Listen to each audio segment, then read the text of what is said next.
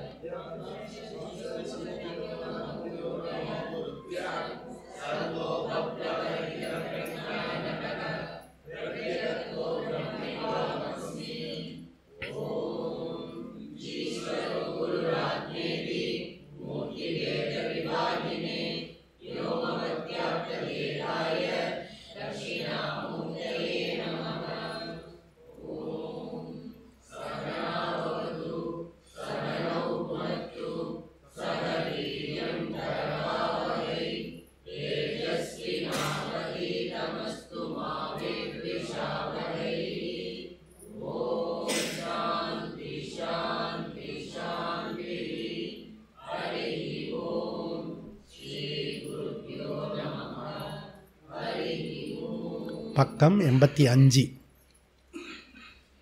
பத்யுஹு அசாமஞ்சஸ்யாத் சம்பந்தஹ அனுபபத்தே ச அதிஷ்டானுபபத்தே ச கரணவச்சேன்ன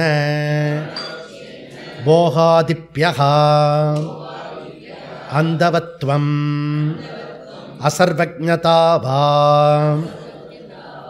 உற்பத்தி அசம்பவாத் நச்ச கர்த்துக்கரணம் விஜ்ஞானாதிபாவா விஜ்ஞானாதிபாவேவா தத பிரதிஷேதः விப்ரதிஷேதாச்ச. இது ஸ்ரீமத் கிருஷ்ண துவைபாயன கிருத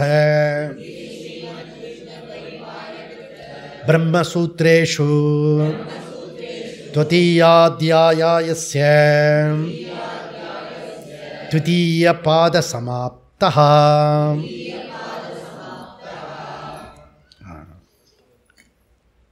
ஸோ இப்போ சைவ மதத்தில் சைவ சித்தாந்தம் அவங்க எப்படி சொல்கிறாங்க அதை இது வரைக்கும் பார்த்தோம். அதில் புராணங்கள் சொல்கிறது வேற. புராணங்களையும் சைவ சித்தாந்தத்தையும் போட்டு குழப்பக்கூடாது, என்ன புரிஞ்சுக்கணும். சைவ சித்தாந்தம் தத்துவமாக சொல்கிறது, புராணங்கள் ஸ்டோரி சொல்கிறது. புராணம் கேட்க கேட்க எல்லா புராணமும் எதுடைய ஐடியான்றதை வியாசாச்சாரியர் சங்கராச்சாரியர் சொல்கிறார். பரோபகாராய புண்ணியாய பாபாய பரபீடனம். ஸோ இந்த புராணங்கள் தான் நமக்கு புண்ணியத்தை பாபத்தை பற்றி எம்பசைஸ் பண்ணுறது. எப்போ புராணங்களை நம்ம விட்டுட்டோமோ அப்போது நம்மக்கிட்ட இருக்கிற புண்ணிய பாப ஸ்ரத்த போயிடும். புண்ணிய பாப ஸ்ரத்த போயிடுத்துன்னா நம்ம மெட்டீரியலிஸ்ட் ஆகிடும், உலகாயுதவாதி ஆகிடும், எதுக்குமே உபயோகம் இல்லாமல் ஆகிடும். எந்த துறையில் இருந்தாலும் நம்ம சாருவாக மதத்தை சேர்ந்துடும். அதை நீங்கள் ஜாக்கிரதையாக பார்த்துக்க வேண்டிய விஷயம். அதனால் புராண ஈஸ்வராவுக்கும் சைவ சித்தாந்தத்துக்கும் உள்ள டிஸ்டிங்ஷன் தெரிஞ்சுக்கணும். இது ஒரு இம்பார்ட்டண்ட் விஷயம். இது தெரிஞ்சுக்கலன்னா டிஃபிகல்ட்டாக இருக்கும். அதனால் நம்ம புராண ஈஸ்வராவை எஜுகேட் பண்ணுறோம். முதல்ல எங்கே மறுக்கிறோம், அதை தத்துவமாக கொண்டு வரும்போது அந்த இடத்துல மாத்திரம்தான் மறுக்கிறோம். இது நல்லா முடிச்சோம். அதில் ஆரம்பத்திலே நம்ம குணதோஷ விவேச்சனம் படித்தோம். அதில் இருக்கிற குணத்தை எடுத்துப்போம், அதில் இருக்க தோஷத்தை மறுக்கிறோம். இது தெளிவாக புரிஞ்சிருக்கும்னு நினைக்கிறேன். இந்த சைவ சித்தாந்தம் இவங்களுடைய கருத்து என்னென்னா, நிமித்த காரணம் மாத்திரம்தான் ஈஸ்வரா, இன்டலெக்சுவல் காஸ் ஈஸ்வரா. ஜகத்துக்கு ஜகத்து வேறு, ஜீவா வேறு, ஈஸ்வரன் வேறு, பசு பதி பாசம் அப்படி அவங்க பிரிக்கிறாங்க. பிரித்தாலே என்ன ஆகிறது, ஈஸ்வரனுடைய வியாபகத்தன்மை போயிடும். சர்வஜகா, சர்வவியாபி, சர்வத்திர, அவர் எல்லாமாகவும் இருப்பார், எங்கும் இருப்பார். அந்த இதுக்கெல்லாம் விரோதமாயிடும். யுக்தி விரோதமாயிடுது, ஸ்ருதி விரோதமாயிடுறது. அதனால் நாம் இங்கே மறுக்கிறோம். அதுக்கு ஆல்டர்னேட் என்ன, உபாதான காரணம் ஈஸ்வரா ஏற்றுக்கோ, விஸ்வரூப ஈஸ்வராவை கொண்டு வா. எல்லாமாகவும் அவர் படைத்தவர் மாத்திரம் இல்லை, படைக்கப்பட்டதும் ஈஸ்வரா. அது ஸ்ருதி வாக்கியம். அது அந்த சர்வம் அசிர்ஜத்தை மாத்திரம் இல்லை, அனுப்பிராவிஷத்து, அவர் தான் படைத்தார், படைப்பில் நுழைஞ்சார், அப்படி தெளிவாக சொல்கிறது. இது நம்ம அடிப்படையில் புரிஞ்சிக்க வேண்டிய விஷயம்.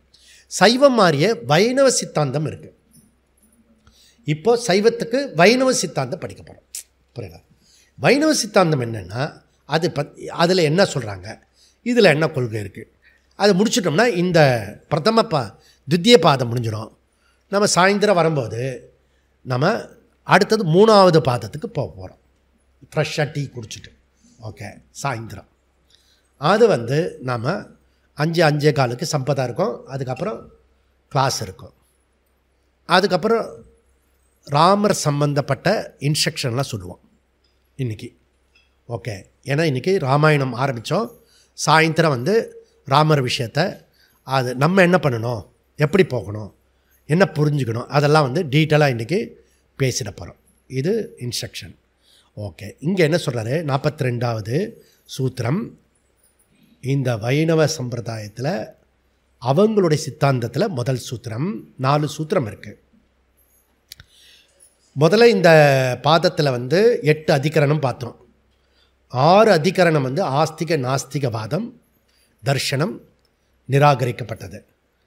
7-8 ஆகம தர்ஷனம். அதில் வேதாந்த விரோதமான கருத்தெல்லாம் வியாசாச்சாரியர் மறுக்கிறார். 6வது அதிகரணத்தில் 5 பதார்த்தங்களை ஒப்புக்கொள்கிற மகேஸ்வர மதம், பாசுமத கொள்கையை, அதாவது நிமித்த காரணம் மாத்திரம் ஈஸ்வரா, அந்த கொள்கையை உபனிஷதம் ஏற்றுக்கொள்வதில்லை. ஓகே, இந்த 7வது இதில். அடுத்தது உபாதான காரணம் ஈஸ்வரான்னு ஏற்றுக்கிட்டீங்கன்னா நீங்கள் வேதாந்தி ஆகிடும். அப்போ வேதாந்தத்தில் என்ன சொல்கிறோம்னா, உபாதான காரணம் எடுத்துக்கோ, இன்டலெக்சுவல் காஸ்ட் மாத்திரம் இல்லை, மெட்டீரியல் கால்ஸோ ஆல்சோ ஈஸ்வரா அப்படின்னா நிமித்த உபாதான காரணம். இப்போ பகவானை எங்கே பார்க்கலாம், கண்ணு திறந்து பாரு, பார்க்குறதெல்லாம் அவன் தான், அவனை தவிர வேறொன்றும் இல்லை. இந்த எம்பசைஸ் பண்ண பண்ண பண்ண உங்களுக்கு பர்ஃபெக்டாக ஆகும். ஓகே, இப்போ 8வது அதிகரணம் ஆகம சாஸ்திர பிரமாணம். அதில் என்ன சொல்கிறாங்க, பஞ்சராத்திர தத்துவம். இதுக்கு பேர் பஞ்சராத்திர தத்துவம் அல்லது பாகவத மதம், அப்படி பேர் இதுக்கு பேர். அப்போ வேதாந்தம் இதுக்கு ஏற்புடையது அல்ல, அப்படி தெளிவாக விளக்குறாங்க. முதல்ல சைவ சித்தாந்தத்தை படித்தோம். இப்போ 8ல் வைணவ சித்தாந்தத்தை படிக்கிறோம். இதுவும் என்ன பண்ணுறாங்கன்னா நிமித்த காரணம் மாத்திரம்தான். இப்போது மகாவிஷ்ணு எங்கே இருப்பார், இப்போது கோயம்பேட்லையா? வைகுண்டத்தில் வைகுண்டத்தில் இருப்பார். அதே சரியாக சொல்ல தெரியணும். புரியுதா? ஜீசஸ் எங்கே இருப்பார்? பரலோகத்தில் இருப்பார். பரலோகம் எங்கே இருக்குது? சமீபத்தில் இருக்கிறது. அந்த இது இப்படி டேர்ன் ஆகும்ல, அந்த இடத்துல இருக்கும். அங்கே எழுதியிருந்தான், நான் பார்த்தேன். பரலோகம் சமீபத்தில் இருக்கிறதுன்னு அங்கே போர்டு வச்சுருக்கான். அவன் அறிவு பரலோகம் அது. ஆக ஒருவனுக்கும் கடவுள் இங்கே இல்லை. கடவுள் வந்து எங்கேயோ இருக்கார். உன் பையன் பொண்ணு எங்கே இருக்கு? அது எங்கேயோ இருக்கிறது. புரியுதா? உங்கள் வீடு எங்கே இருக்கு? அது எங்கேயோ இருக்கிறது. அதே கணக்கில் கடவுள் எங்கே இருக்கார்? அவர் எங்கேயோ இருக்கார், உட்காந்துருக்கார். இங்கே இல்லை. ஆக மொத்தம் இங்கே இருந்தால் நம்மளை காப்பாற்ற மாட்டாரா? இங்கே இல்லை, நான் கஷ்டப்படுறேன், அதுலேருந்து தெரியுது அவர் இல்லை போல இருக்கு. இப்படி ஜனங்கள் வந்து சகஜமாக பேசுகிறத நம்ம காதால் பேசுவோம். அது என்ன சாமி அப்படியே? நானே அப்படி தான் சொல்லுவேன்.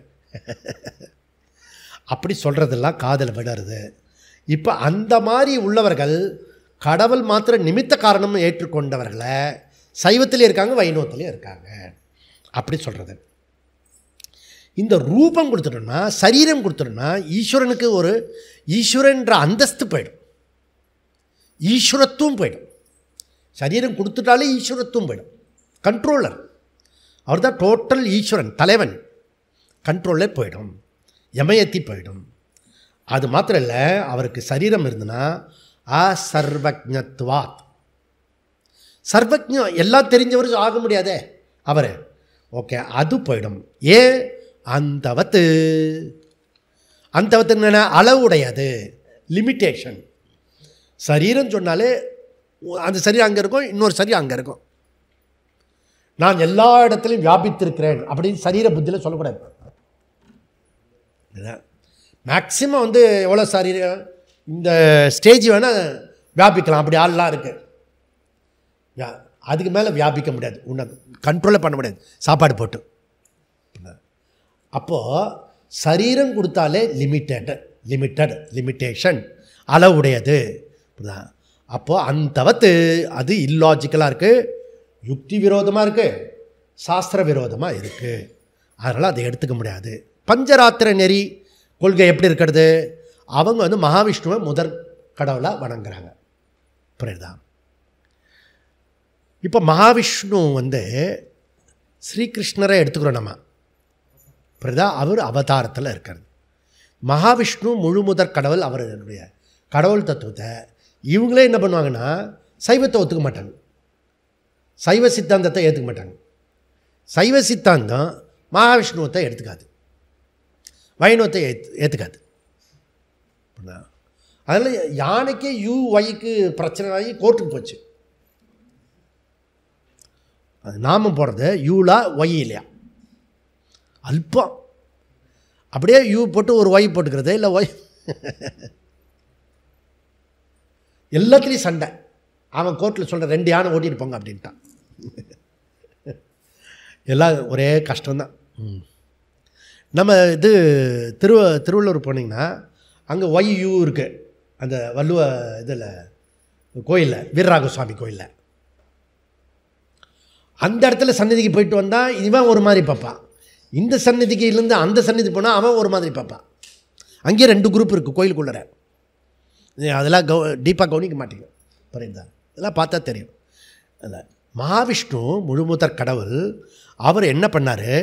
அனந்தன், கருடன், விஸ்வக்சேனன், பிரம்மா, ருத்ரன். இன்னொரு தடவை சொல்கிறேன். அனந்தன், கருடன், விஸ்வக்சேனன், பிரம்மா, ருத்ரன்.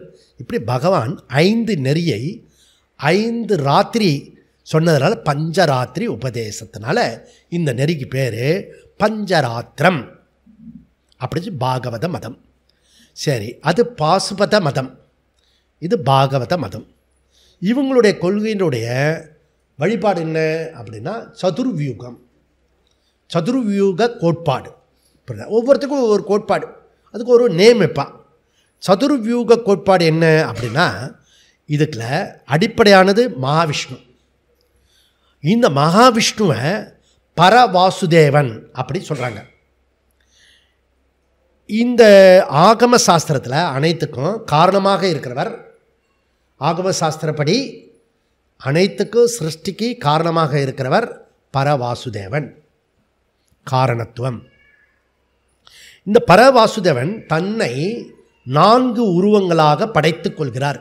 நல்லா கேட்டுக்கோங்க, இதை இங்கே மிஸ் பண்ணிட்டீங்கன்னா அப்புறம் முழு ஆர்குமெண்ட்டு இதுவாகிடும்.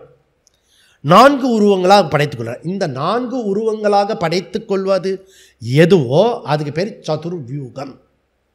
சதுர்வியூகம், ஓகே. அதில் சதுர்வியூகம்ன்றது இன்னும் கொஞ்சம் முன்னாடி வாங்க. அப்படி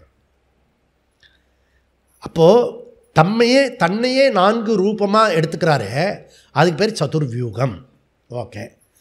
அப்போ சதுர்வியூகம்ன்றது 4 என்னென்ன? வாசுதேவர், வாசுதேவர் வந்து பரமாத்மா. சங்கர்ஷ்ணர் வந்து ஜீவாத்மா. வாசுதேவர் பரமாத்மா, சங்கர்ஷ்ணர் ஜீவாத்மா. பிரத்யும்னர் மைண்டு, மனம். அனிருத்தர் அகங்காரம்.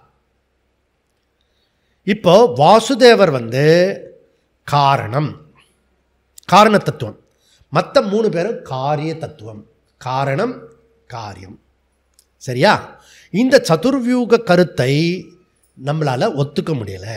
வேதாந்தருக்கு, வேதத்திற்கும் யுக்திக்கும் விரோதமாக இருக்கிறதுனால இதை ஒத்துக்க முடியாது. எப்படி சொல்கிறாரு? 4 சூத்திரத்தில் சொல்கிறார். அதை நம்ம படிக்கலாம். முதல் சூத்திரத்தில் உற்பத்தி அசம்பவாத், உற்பத்தி அசம்பவாத், இப்படி நடக்கிறதுக்கு சான்ஸே இல்லை அப்படின்றார் வியாசாச்சாரியார். ஏன் எங்கெங்க என்ன பார்க்கலாம். காரணத்துவம் பரமாத்மா வாசுதேவனிலிருந்து, காரியத்துவம் ப்ராடக்டு ஜீவாத்மா சங்கர்ஷ்ணர் உற்பத்தி ஆனார். ஃபஸ்ட்டு படைப்பு. சதுர்வியூகம் சொல்கிறேன் இல்லையா? முதல் வியூகம் என்ன? பரமாத்மாலேருந்து ஜீவாத்மா தோன்றியது, படைச்சார். அவருக்கு பேர் சங்கர்ஷ்ணர் என்றார். சங்கர்ஷ்ணர் உற்பத்தி ஆனார், தோற்றத்துக்கு வந்தது. இது அவங்களுடைய கொள்கை.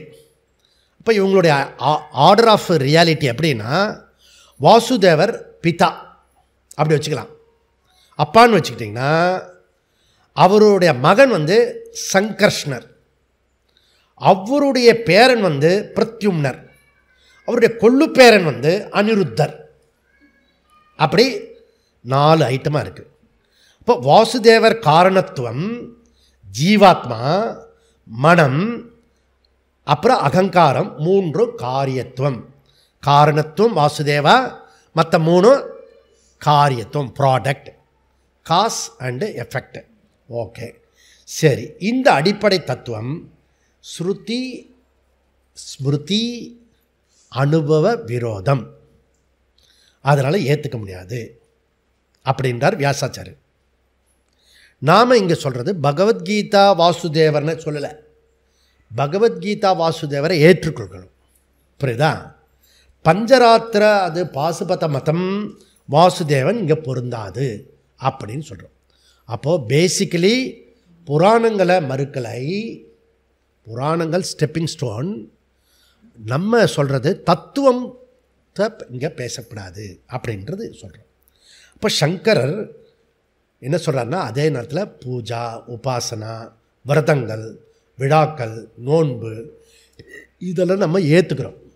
எங்கே டிஃபர் ஆகிறோம்? நீ வந்து தத்துவம் சொல்லிட்டீன்னா அதை லாஜிக்காக ப்ரூவ் பண்ணு. தத்துவம்னு வந்துட்டால் லாஜிக் இருக்கணும், இல்லை சாஸ்திர பிரமாணத்தில் இருக்கணும், ஏதாவது ஒன்று ஏற்றுக்கக்கூடிய விஷயமா இருக்கணும். ஓகே. அப்போ பரமாத்மாவிடமிருந்து ஜீவாத்மா தோன்றியது,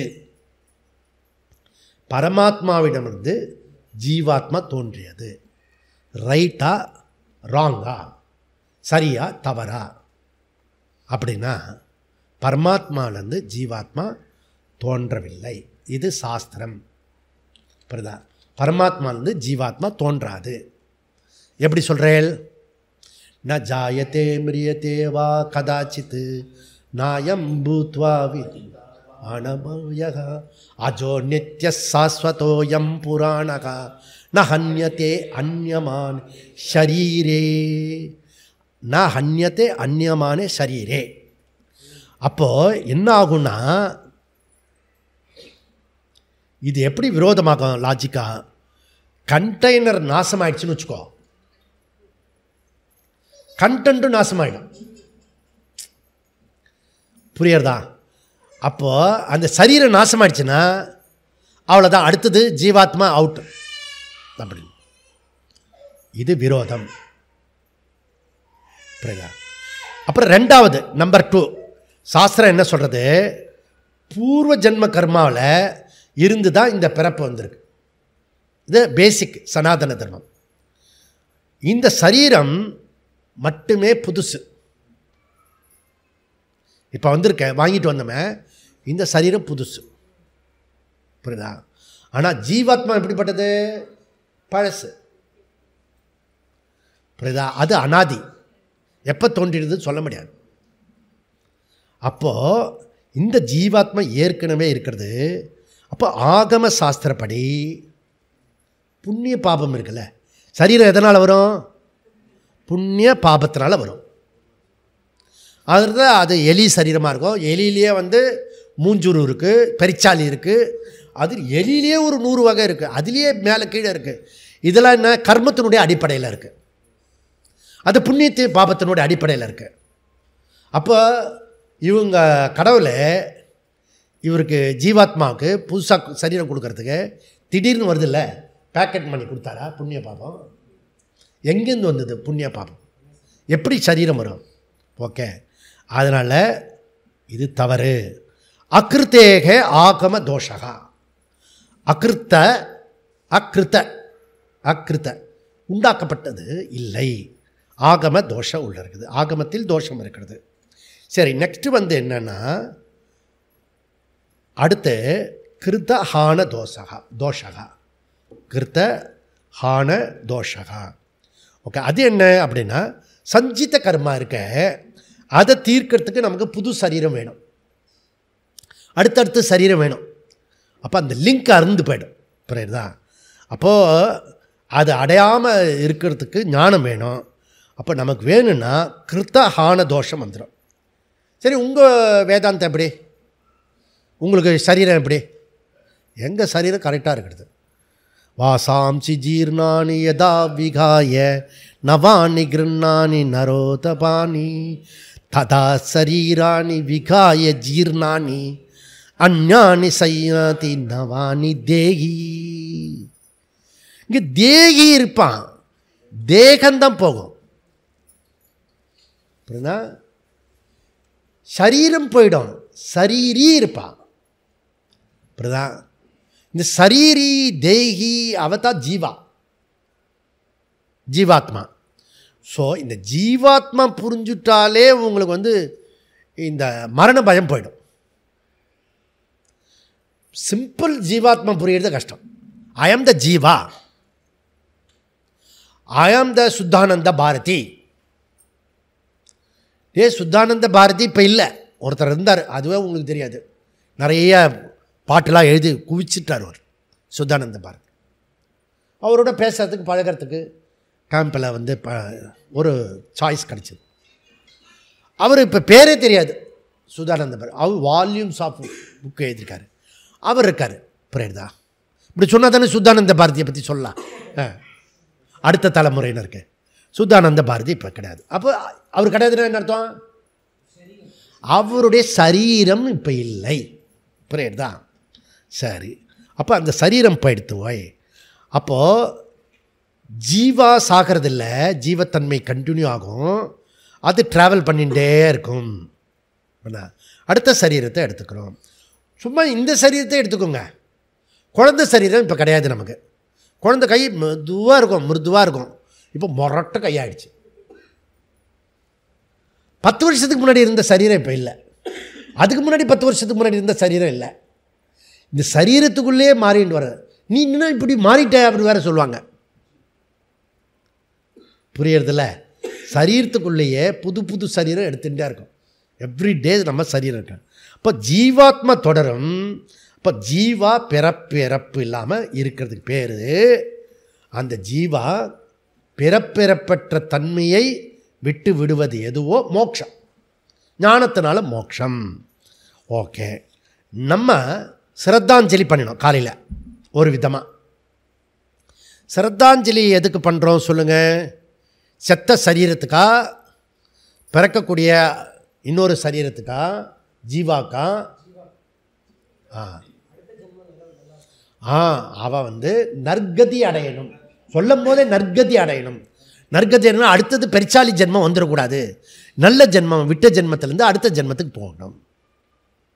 சிரத்தாஞ்சலியே தெரியணும். ஆனால் பொதுவாக நம்ம கேப்டனுக்கு தான் சிரத்தாஞ்சலி பண்ணுவான்.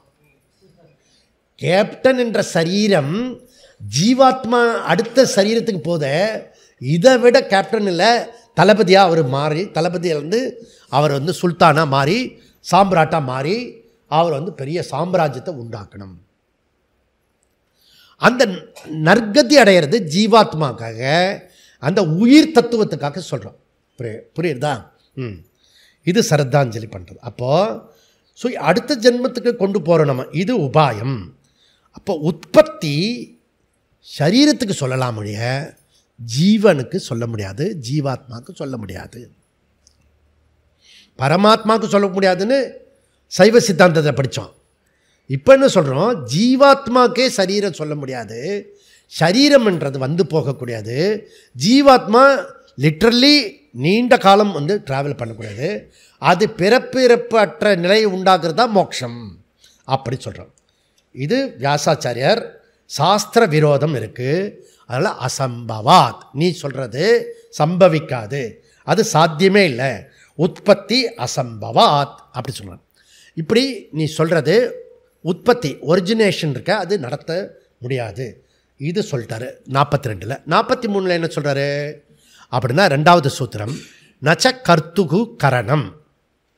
முதல் சதுர்வியூகம் வாசுதேவ பரமாத்மாவிட அவர்கிட்ட இருந்து சங்கர்ஷ்ட ஜீவாத்மா உற்பத்தி அசம்பவாத் அப்படி சொல்கிறார். சாத்தியமே இல்லை, சான்ஸே இல்லைன்ட்டார்.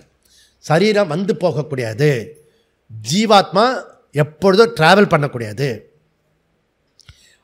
போன ஜீவாத்மா போன சரீரம் இருக்கும்போது ஏதோ ஒரு குடும்பத்தில் பிறந்தது, அப்படிதா? அந்த குடும்பத்தினுடைய நண்பர்களாம் இப்போ கிடையாது நமக்கு. இப்போ இந்த ஜீவாத்மா இந்த சரீரத்தை விட்டுடுத்துனா இன்னொரு குடும்பத்துக்கு போகும். இப்போ பழகின மெம்பர்ஸ் எல்லாம் இருக்காங்களே, அப்படியே செட்டில்டாக அப்படியே போய் இறங்குவோம் அப்படிலாம் சொல்ல முடியாது. தனியாக வந்தீங்க, தனியாக தான் போவீங்க, தனியாக தான் போவோம். இல்லை வரல போல, அதை தெரிஞ்சுக்கோ. இதை புரிஞ்சு ஒன்று ஞானத்துக்கு வா, இல்லை ஜீவாத்மா தெரிஞ்சு. எதுக்கா ஒரு ஒரு டீல் ஆகணும், முடிக்கணும்ல, இழுத்துட்டே போகக்கூடாது. ஒரு பெரியவர் வந்தார், விற்றுருங்க அப்படின்னு. அது தெரிஞ்சு விற்கிறேன், அவன் வாங்க மாட்டேன்னு. எவ்வளோ ஆகுது? 4 கோடி. 4 கோடி 40,000 விற்றுருங்க அப்படின்னு. ஐயோ,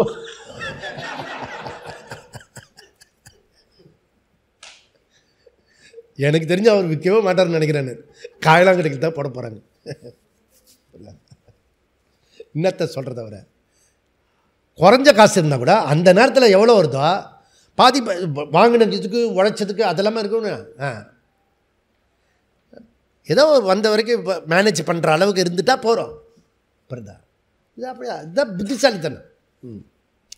சரி, இப்போ என்ன சொல்கிறாருன்னா, இது எல்லாத்துலேயுமே விரோதம் இருக்குது அப்படின்றார். ஓகே, சதுர்வியூகம், முதல் சதுர்வியூகம் தப்பு, ரெண்டாவது சதுர்வியூகம் சரியாக இருக்கான்னு பார்க்கலாம். ரெண்டாவது சதுர்வியூகமும் தப்பு அப்படின்றார். எப்படி? ஜீவாத்மா கிட்ட இருந்து மைண்டு உண்டானது. 4 யுகம் சொன்னார்ல, பரமாத்மா, ஜீவாத்மா, மைண்டு, அகங்காரம். அது காரியத்துவம், காரணத்துவம், காரியத்துவம். ஓகே, நிமித்தம் அண்டு இது இருக்கிறது. சரி, இப்போ ஜீவாத்மாவிடமிருந்து மனம் தோன்றியது, அதாவது சங்கர்ஷ்ணிலிருந்து பிரத்யும்னர் தோன்றினார். டெக்னிக்கலாக சொல்லணும்னா வெரி அபத்தம் புரியும். கர்த்தாவிலிருந்து கரணம் தோன்றியது. இது இல்லாஜிக்கல், ஏற்கத்தக்கதல்ல, வியாசாச்சாரியர் சொல்கிறார். பஞ்சராத்திர கொள்கையை தவறு. ஏன்? ரெண்டாவது சூத்திரத்தில் கூறாரு, கர்த்தா கரணத்தை பயன்படுத்தலாம் ஒழிய கர்த்தாவே கரணத்தை உண்டாக்கினார் சொல்லக்கூடாது. கரணத்தை பகவான் படைத்தார். நம்முடைய சென்சஸ் எல்லாம் இந்திரியங்கள்லாம் மனசை யார் படைச்சது? பகவான் டிபார்ட்மெண்ட்டு. ஓகே, ஜீவாத்மாவோட டிபார்ட்மெண்ட்டில் தன்னுடைய இதுனா எப்படி வேணால் அரேஞ்ச் பண்ணிக்கலாமே. புரியுதா? அதனால் கர்த்தா கரணத்தை பயன்படுத்தலாம் மொழிய கரணத்தை உண்டாக்க முடியாது. கரணம்னு தெரியல, இன்ஸ்ட்ருமெண்ட்டு. அந்த கரணம், புறக்கரணம், பாக்ய கரணம், அந்த கரணம். அப்போ கர்மேந்திரியம், ஞானேந்திரியம், அந்த கரணம், இதெல்லாம் இன்ஸ்ட்ருமெண்ட்டு. உபயோகப்படுத்துறதுக்காக 19 இன்ஸ்ட்ருமெண்ட்டு நமக்கு கொடுத்துருக்கு.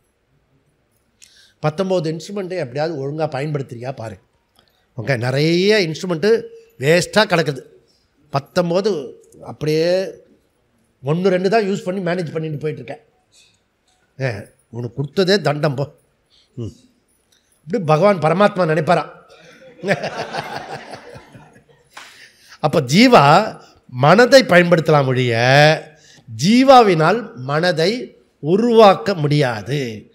ஓகே, நம்ம புரிஞ்சிக்க வேண்டியது என்னென்னா, பரமாத்மா ஜீவாத்மா உள்ள டிஸ்டிங்ஷன், அதுபோல் ஜீவாத்மா மனசு, இதனுடைய டிஸ்டிங்ஷன் நமக்கு புரிஞ்சுதுன்னா இவன் என்ன சொல்ல வரான்றது தெரிஞ்சு வரும். புரியுதா? அது ரைட்டாக ராங்கான்றது உங்களுக்கு தெரிஞ்சுக்க வரும். சரி, அப்போது சைட் டாபிக் என்னென்னா, நாம் மனசை பயன்படுத்தணுடைய மனசாகவே இருக்கப்படாது. புரியுதா? எனக்கு மனசு தோணுச்சா தோணுட்டுமே.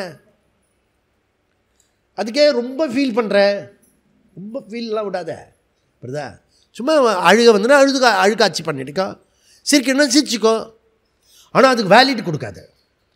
ரொம்ப வருஷமாக சொல்லியிருக்கேன், 30 வருஷமாக சொல்லிகிட்டு இருக்கேன். இதை யாருக்கு புரிஞ்சுதோ யாருக்கு புரியலையோ. ஓகே, மனசு புத்தி 2 இருக்குது நம்மக்கிட்ட. இப்படி இருந்தால் மனசு, அப்படி இருந்தால் புத்தி. சஞ்சலமாக இருந்தால் மனசு, நிச்சயம் பண்ணினா புத்தி. எவளுமே நிச்சயம் பண்ண மாட்டான். அன்சர்டனிட்டி. என்னடா காலையில் 8 மணிக்கு வரையா? வந்துடுவேன். இல்லை வரேன்னு சொல்லு, வரலன்னு சொல்லு, வரத்துக்கு முயற்சி பண்ணுறேன்னு சொல்லு, இதுதான் ஏற்புடையது. அப்படின்னா என்ன அர்த்தம்?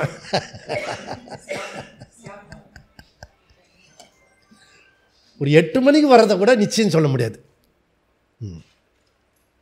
நீ காலையிலேருந்து ராத்திரி வரைக்கும் நீ பாரு, நீ மனசில் இருக்கியா புத்தியில் இருக்கான்னா பெரும்பான்மை நேரம் புத்தியிலேயே இருக்கிறது இல்லை. இவன் அலையிறது. அலை பாயுதே கண்ணா, அதில் வேறு ஆலாபனம் வேறு, இதில் வேறு மனசே அலப்பாயிருந்தான். தர்ஃபோர் பஞ்சராத்திர மத கொள்கையை நம்ம ஏற்றுக்க முடியாது. Mind I use but not produce. புரியுதா? அப்போ காரணம் பிரத்யக்ஷ விரோதம் இருக்கிறது, அனுபவ விரோதம் மட்டும் இல்லை, சாஸ்திர விரோதமும் இருக்கிறது. ஜீவாத்மனிலிருந்து மனம் தோன்றவில்லை, அது பரமாத்மாவிலிருந்து தோன்றியது. பிரமாணம் என்ன? பரமாத்மாக்கிட்ட இருந்து வந்ததுன்னு என்ன பிரமாணம்? 2:1:3 முண்டக்க உபநிஷத்து. 2:1:3 முண்டக்கத்தில் என்ன சொல்கிறது? ஏ தஸ்மாத் ஜாயத்தே பிராணஹா மனஸ் சர்வேந்திரியானிச்ச. இது ஸ்ருதி யுக்தி விரோத அசம்பவாத். இல்லை, ஸ்ருதியில் சொல்கிறதுபடி ஸ்ருதி பிரமாணம் இருக்கு. பிரமாணத்தை பயன்படுத்த அது என்ன கலருன்னா, கண்ணை திறந்து மஞ்சள் அப்படி சொல்லிட்டா முடிஞ்சு போச்சு. இதுக்கு போய் கண்ணை மூடிண்டு ஐ திங்க் அது ரெட்டாக இருக்கும்னு நினைக்கிறேன். எல்லாம் தேவையில்லை. கண்ணை திறந்து பார்த்தீங்கன்னா முடிஞ்சு போச்சு. பிரமாணத்தை யூஸ் பண்ணு. புரியுதா?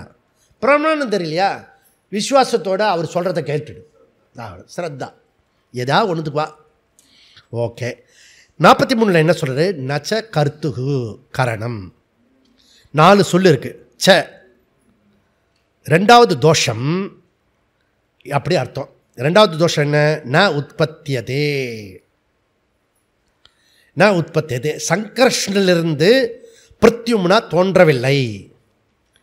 கர்த்துகு சங்கர்ஷ்ணா ஜீவாத்மாவிலிருந்து, கரணம் பிரத்யும்னா மனஹா ந ஜாயத்தே.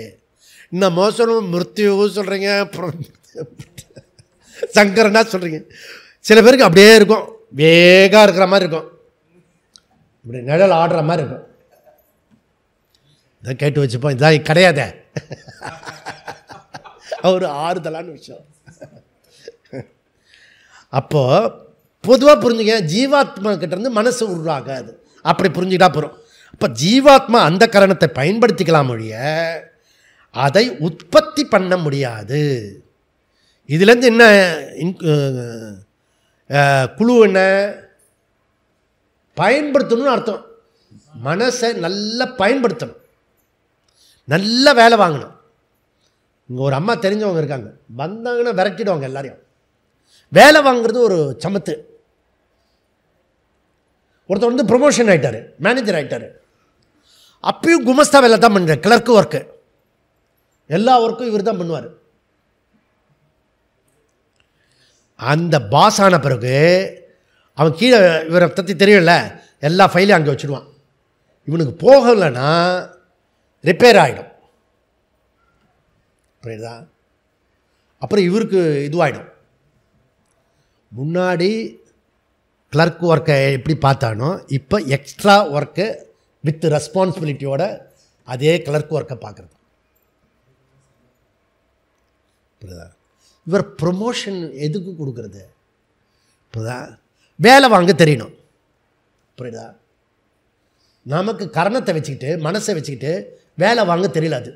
அது நம்மளை உட்காரு உட்கார்றேன், போ அங்கே போகிறேன், அதை சாப்பிட்றேன், உடம்பு ஒத்துக்காத, பரவாயில்ல சாப்பிடு.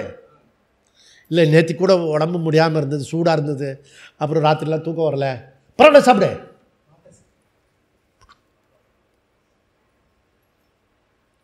விரட்டின்ட்டு இருக்கும். நீ இந்த டைலாக் தெரியல, 2 மனம் வேண்டும்,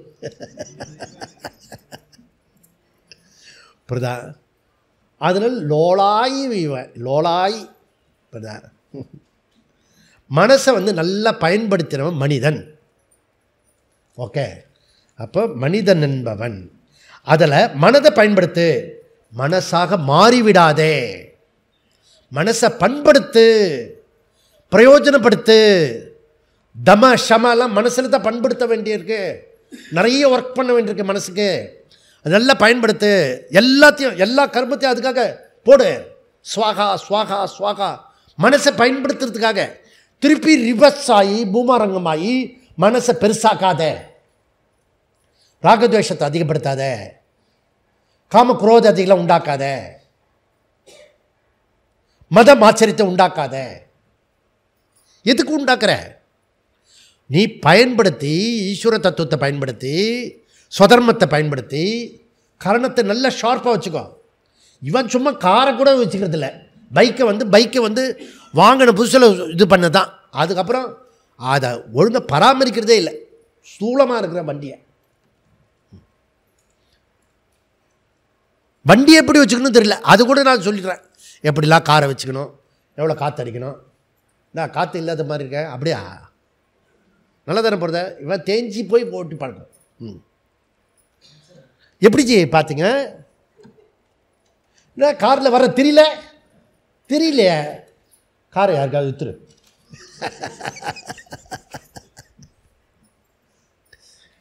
ஸ்தூலமாக இருக்கிற ஒரு காரை கூட பராமரிக்க தெரியல. அந்த கரணத்தில் இருக்க மனசை பராமரிக்கிறது எவ்வளோ பத்திரமா இருக்கணும். அதுதான் நமக்கு வில் கொடுக்கறது. மனசு தான் வில்லு, நல்லா புரிஞ்சுக்கோங்க. புத்தி இல்லை, மனசு. வில்லுன்றது அந்த ஒரு விஷயத்தை எய்ம் பண்ணி அதை முடிக்கணும் அப்படி சொல்கிறோம் இல்லையா, அதெல்லாம் மனசு. ஏன் நமக்கு அப்படியே பொசுங்கி போய்டுறது? மனசு பொசுங்கி போய்டுறது, அப்படிதான் இது. அது மனதை பயன்படுத்து, பண்படுத்து, மனதாக மாறிவிடாதே. மாறியது நெஞ்சம் மாற்றியது யாரோ இல்லை, சாஸ்திரம் வச்சு சொல்லி மாற்றணும். யாரோ சொன்னீங்கன்னா வேற பக்கம் போயிடுவேன். 44வது 3வது சூத்திரம், விஜ்ஞானாதிபாவே வா தது அப்பிரதிஷேதா. பஞ்சராத்திர மதம், சதுர்வியூக மதம் தத்துவம் ஸ்ருதி யுக்தி அனுபவ விரோதம் இருக்கிறது. சதுர்வியூக கருத்து ஏற்புடையது அல்ல, இல்லாஜிக்கல் தான் சுருக்கம். இதை தெரிஞ்சுக்கணும். சதுர்வியூகத்தில் கன்சிஸ்டன்சி இல்லை, கண்டினியூட்டி இல்லை, தொடர்ச்சி இல்லை. ஒரு நேரத்தில் ஒன்று சொல்கிறாங்க, இன்னொரு நேரத்தில் வேறு மாதிரி சொல்கிறாங்க. நீங்கள் உங்களுக்கு அதிர்ஷ்டம், நேராக வந்துட்டீங்க. நிறைய இடத்துல போய் படித்து அவனுக்கு தான் புரியுமா, இருந்தாலும் ஏதோ சொல்கிறாங்களே கும்பல் வந்து இப்படி உட்காந்துருக்கேன் சொல்லிட்டு அதெல்லாம் பார்ப்பேன். கண்டிப்பாக புரியல. இவன் என்ன பேசுகிறான், எங்க அவர் என்ன சொன்னார் கேட்கக்கூடாது. வேதாந்த விஷயம் புரியுதா? எங்கெல்லாம் சொல்ல மாட்டேன். நான் நிறைய இடத்துக்கெல்லாம் போயிட்டு வந்திருக்கேன். சாவித்திரின்னு ஒரு புக்கு, இவ்வளோ பெரிய தடிமான புக்கு. அதை வந்து அதுதான் அவரோட கருவூலமே. மண்டை காஞ்சி போயிடும். மேலேருந்து ஈஸ்ட்டு வெஸ்ட்டும் ஒன்றா இணைக்கிறார் அவர். எனக்கு ஆதர்ஷ புருஷர் அவர். இந்த லைனுக்கு தான் வந்ததே அவரால் தான். ஆனால் இப்போ அவரை விமர்சனம் பண்ணுறேன் நான். புரியுதா? அவர் வந்து மேல்நாட்டு தத்துவம் கீழ்நாட்டு தத்துவத்தையும் ஒன்றா கொண்டு போகிறார். ரொம்ப அதுக்கு போனேன். ஏன்னா அவ்வளோ பெரிய அவர் இல்லையா, அப்போ அவர் சொல்கிறது கரெக்டாக இருக்கணும் அப்படின்னு இல்லை போயிட்டு வந்திருக்கணும். அனுபவம் புரியுதா? இல்லாட்டி போயிட்டு வந்த ஆளை சொல்கிற ஏதாவது கேட்கணும். எங்கேயா ஒரு இடத்துக்கு புரிஞ்சால் சரி. சரி, இங்கே சதுர்வியூக கன்சிஸ்டன்சியில் மாறிண்டே இருக்குது. கர்த்தாவிலிருந்து கரணம் ஏற்படாது. பஞ்சராத்திர மதம் சதுர்வியூகம் ஒன்றிலிருந்து ஒன்று உண்டானது.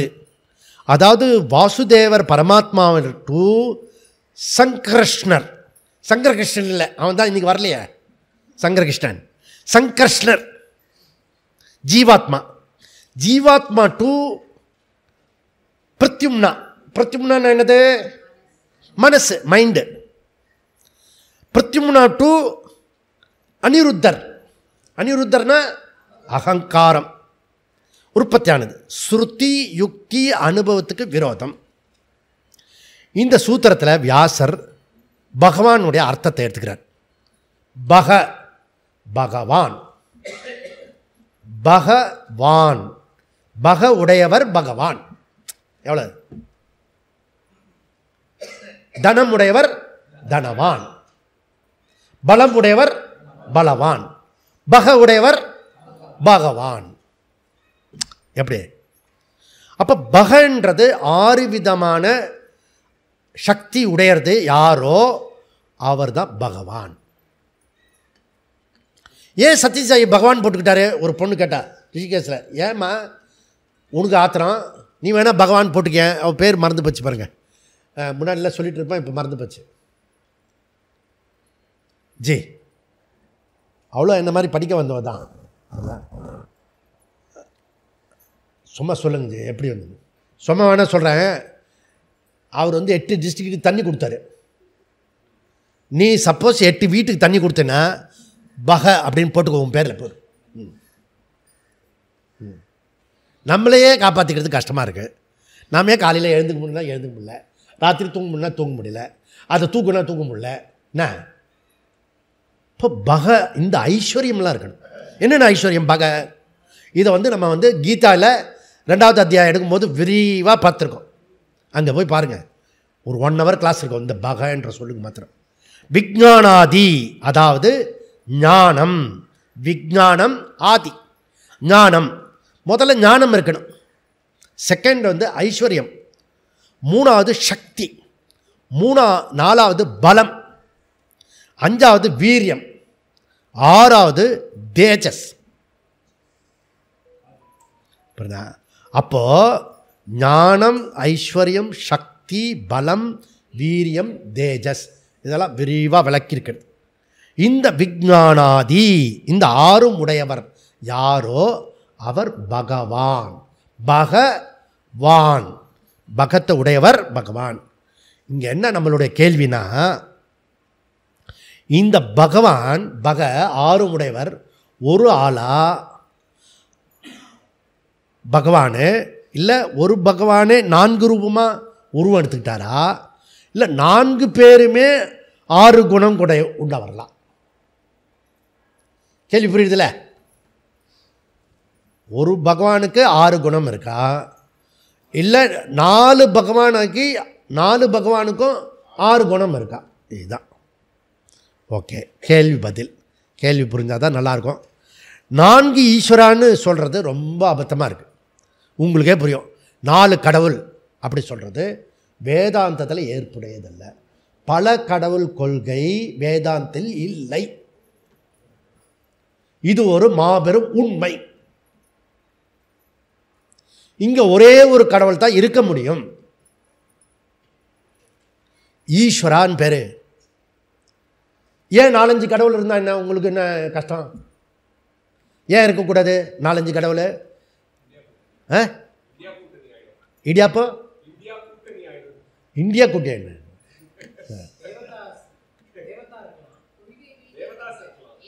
இல்லை, இதுக்கு சொல்லுங்கள், பாயிண்ட்டுக்கு வாங்க. அத்வைத சித்திகாது சர்வேஷன் ஒருத்தர் கொஞ்சம் கிட்டக்க வந்துட்டீங்க. சர்வஜக வராது, சர்வத்திரக வராது, சர்வ வியாபி வராது. பாயிண்ட்டுக்கு வரணும். இதை பிடிச்சிட்டிங்கன்னா தான் ஒரு கடவுள் தான் இருக்க முடியும். அதனால் நம்மளை பொறுத்த வரைக்கும் ஒன்லி ஒன் காட் கிடையாது. நெக்ஸ்ட்டு அதனுடைய கன்வர்ஷன் ப்ரோக்ராம் என்ன? Only God, everything God. புரியுதா? தேவதா அதிகமாக உண்டு. 30 கோடி தேவதைகள் இருக்கு. நம்ம தேவதைகளையும் கடவுள் சொல்லுவான். அங்கெல்லாம் கன்ஃபியூஸ் ஆகிறது. அப்போ சொல்லிக் கொடுக்க மாட்டோம். இது ஈஸ்வரா, ஈஸ்வரான்றது வேற. இப்போ ஈஸ்வராவும் புரிஞ்சுக்கிறது கஷ்டம், ஜீவா புரிஞ்சுக்கிறது கஷ்டம், ஜகத்து புரிஞ்சுக்கிறது கஷ்டம். ஜகத்துனா என்னன்னு புரிஞ்சுக்கணும், ஜீவானா என்னன்னு புரிஞ்சுக்கணும், ஈஸ்வரனா என்ன. இந்த சொல்லலாம் பதம் பதம் பதார்த்தம் மோட்சம். ஓகே, சரி. அப்போது புல்லு முதல் பிரம்மாஜி வரைக்கும் ஜீவா தான். புரியுதா? அதுக்கும் தாண்டினது எதுவோ அதுக்கு பேர் ஈஸ்வரா. ஈஸ்வரன்லேருந்து உண்டாக்கப்பட்டது ஜீவர்கள். ஜீவர்கள் உண்டாக்கப்படலை. பொதுவாக இப்படி வரும், பரமாத்மாலேருந்து ஜீவாத்மா உண்டு. அது ரொம்ப அபத்தம், தப்பு. புரியுதா? அப்போ பிரம்மதேவர்கள் இந்த ஜீவாத்மா உத்கிருஷ்ட ஜீவான்னு பேர். இப்போ சனாதன தர்மத்துக்கு நிறைய கடவுள்லாம் இல்லை, ஒரு கடவுள் தான் இருக்குது. அந்த கடவுளே எல்லாமாகும் ஆனார். இது தெளிவாக புரிஞ்சுக்கணும். அப்போது காரணம் ஏக்கம், காரியம் அநேகம். காரணம் ஏக்கம், காரியம் அநேகம். இது பெரிய பானை, இது சின்ன பானை, அது பிள்ளையார் பானை. ஆனால் களிமண் ஏக்கம், ஒன்று. ஓகே, அப்போது இது புரிஞ்சுக்கிட்டோம்னா நமக்கு இப்போ காரண காரியம் புரிஞ்சுக்கணும். காரணம் ஏக்கம், காரியம் அநேகம். லாஸ்ட் படி என்ன? அகாரணம். காரண காரிய விலக்ஷணம் பிரம்ம அகாரணம் அகம். இது புரிஞ்சுக்கணும். ஓகே, இது அடிப்படையில் புரிஞ்சாதான் நமக்கு குழப்பமோ மயக்கமோ வராது. ஓகே, விஜ்ஞானாதி பாவே வா தது அப்பிரதிஷேதா. விஜ்ஞானாதி பாவே, விஜ்ஞானம் ஆதி பாவஹ. விஜ்ஞானம் சர்வஜ்ஞத்வம், ஐஸ்வர்யம், சக்தி, பலம், வீரியம், தேஜஸ். பாவே சதுர்வியூகத்தில் 4 பேருக்கும் இந்த பக வா இருப்பதாக வைத்து கொண்டாலும் தது முன்னால் சொன்ன தோஷம் என்ன? உற்பத்தி அசம்பவாத். இதுக்கு முன்னாடி தோஷம் சொன்ன அப்படி ஒன்று ஒரிஜினேஷன் உண்டாக்காது, உற்பத்தி ஏற்படாது, தோன்றாது. இப்போ என்ன சொல்லணும்? அப்பிரதிஷேதகா, எந்த விதத்திலும் நியாயப்படுத்த முடியாது. தேர்ஃபோர் பஞ்சராத்திர மதம் மறுக்கப்படுகிறது. கடைசி சூத்திரம் என்ன சொல்கிறாரு அப்படின்னா, விப்ரதி தேசாச்ச. விப்ரதிதேஷேதாச்சன பஞ்சராத்திர மதம் ஒரு தொடர்ச்சியாக இல்லை, கண்டினியூட்டி இல்லை. 4 எங்கிட்ட தான் தோன்றினது சொல்கிறோம், அப்புறம் தனித்தனியாக வந்தது சொல்கிறோம், 4 கடவுள் தான் சொல்கிறோம், இல்லை இல்லை அதுதான் ஒன்றுன்னு சொல்கிறோம். இப்படி அவனுக்குள்ளேயே ஒரு கன்ஃபியூஸ்டாக. ஏன்னா எப்படி அவன் தெளிவாக பேச முடியும்? எப்போ நீ சரியாக படிக்கலையோ அப்போ நீ எப்படி எழுதுவனே? ஒரு சொதப்பலாக தான் எழுதுவேன். மொத்தம் நீ அவனுக்கு ஒரு கடன்னு பேப்பர் ஃபுல்லாக ஆக்கி கொடுத்துடணும். கவர்மெண்ட் பேப்பர் நம்ம 5,000 ரூபாய் கட்டிருக்கோம்ல அந்த காலத்தில், இப்போ எவ்வளோ தெரியல, புரியுதா? ஃபுல்லாக எழுதணும். நான் 10-20 பக்கம் எழுதிடுவேன் கட. ஆனால் அந்த பெல் அடிக்கணும், பெல் அடிச்சோடனே முடிச்சு அப்படியே கிட்ட கொடுத்துருவேன். அது வரைக்கும் எதாவது எனக்கு தெரிஞ்சதெல்லாம் எழுதிடுவேன். தெரிஞ்சதெல்லாம் அந்த கேள்விக்கு இல்லை, எனக்கு எதெல்லாம் தெரியுமோ அதெல்லாம் எழுதிடுவேன்.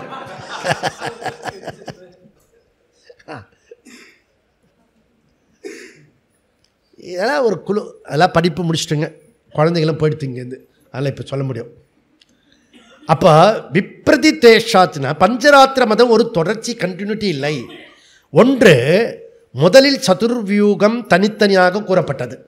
அடுத்தது எல்லாமே 6 குணங்கள் எல்லாவற்றுக்கும் உண்டு என கூறுவது தகராறு. பரவாசுதேவர் சொல்லியது போல வாசுதேவருக்கு அதே குணங்கள். பரவாசுதேவர் மூல காரணம், அதுவே வாசுதேவருக்கு சொல்கிறது பரமாத்மாவுக்கும். ஓகே, பல கடவுள் கொள்கை ஏற்படும். இப்படி உன்னுடைய நீயே முன்னுக்கு பின் பேசுகிறதா இருக்கிறது. தனக்குத்தானே முரண்பாடு உள்ளது. செகண்டு முரண்பாடு என்ன? சங்கராச்சாரிய கூடாது, இது வேத விரோதகா, ஸ்ருதி விரோதகா. எப்படி ஸ்ருதி விரோதகா? இந்த மதத்தை சார்ந்த சாண்டில்ய முனி நாஸ்திகர். அவர் நாஸ்திகர்னா ஸ்ருதி விரோதம். அவர் என்ன சொல்கிறாரு? இந்த சதுர்வேதமும் முட்டாள்தனம் அப்படின்றார். அதை நம்ம எப்படி ஏற்றுக்க முடியும்? ஏற்றுக்க முடியாது. ஸோ இது ஓஷோன்னு ஒருத்தர் இருக்கார், புரியுதா? அவர் சகட்டு மேனிக்கு அந்த வேதத்தை திட்டுவார், புரியுதா?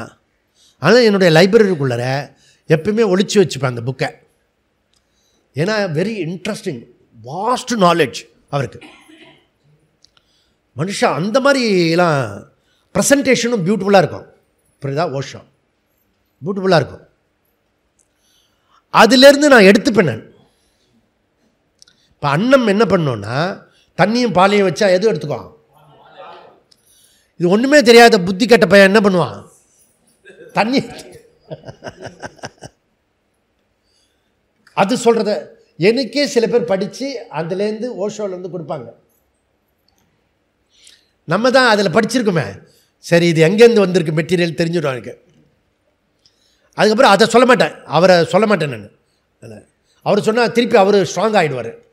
அதனால் மெதுவாக வந்து இதை படி அப்படின்னு சொல்லுவோம். அதனால் சாண்டில்ய முனி தவறு. அப்போ சாண்டில்ய முனி இருக்கார், அவர் என்ன சொல்கிறாரு? விப்ரதிஷேதாத் அப்படின்றார். விப்ரதிஷேதாத் பஞ்சராத்திர சதுர்வியூகம் மதம் ஏற்றுக்கொள்ள முடியாது.